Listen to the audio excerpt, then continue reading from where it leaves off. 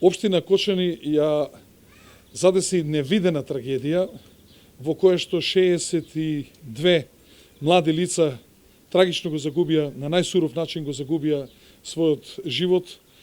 Сочувствува со Кочани не само кочанчани и цела Македонија, верувам и целиот свет со она што се случи.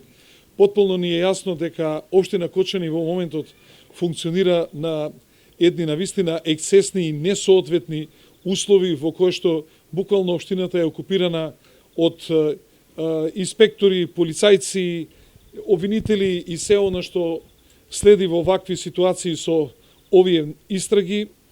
По мене многу исправно што веде градоначалникот, овој млад човек, што сака во овој временски период, во оваа тешка ситуација, да побора помош од колеги и градоначалници, како со совет, така и евентуално со кадровско доекипирање, затоа што неговата општина не функционира во моментов нормално, да помогнеме сите, не само општина Карпуш, туку сите што можеме да помогнеме нормално за да функционира општината Кочани.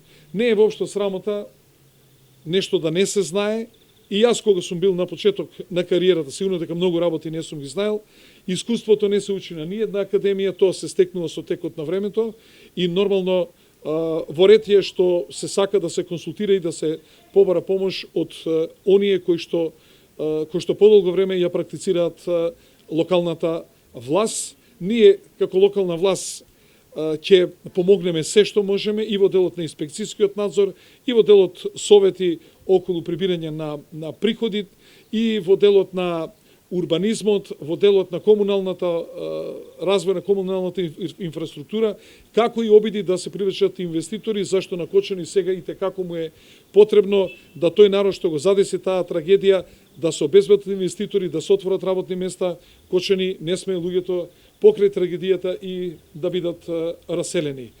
Така да ова наша средба доаѓа во вистинско време. Тука се нашите колеги кои што веројатно дел од нив и ќе заминат деновиве за Кочани да дадат помош токму во оној дел што значи инспекцијскиот надзор, бидејќи ние имаме многу поголемо искуство во организирање и на единиците за заштита и спасување. Да повторам дека ние сме единствена општина која што има единица за заштита и спасување. Она што го правиме по објектите, по другите, по стамбените, индивидуалните домови и така натаму, сето тоа искуство ќе се обидеме да го пренесеме, а драго ми е што овој млад човек сака искуства позитивни да ги прифати и да ги имплементира во неговата општина.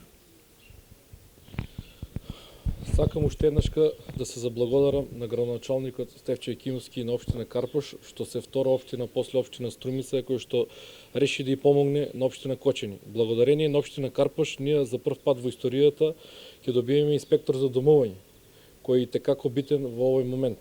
Исто така, во делот за безбедност, како што каже градоначалникот, в следниот период приоритет ни е безбедноста во градот, бидејќи знаеме дека постојат уште објекти каде што тлее таа опасност која што не дај Боже повторно може да надојде, и ние ќе направиме се за да енергично се справиме со истите проблеми и ќе направиме се за да успееме да се издигнеме од оваа ситуација во која се наоѓаме. Верувајте, потешко не може ни да биде. Меѓутоа, јас свесно се нафатив на оваа ситуација, свесен сум за предизвикот и со максимална поддршка како од колеги градоначалници и кочанската заедница, ние ќе надминеме оваа ситуација и ќе излеземе посилни и попаметни.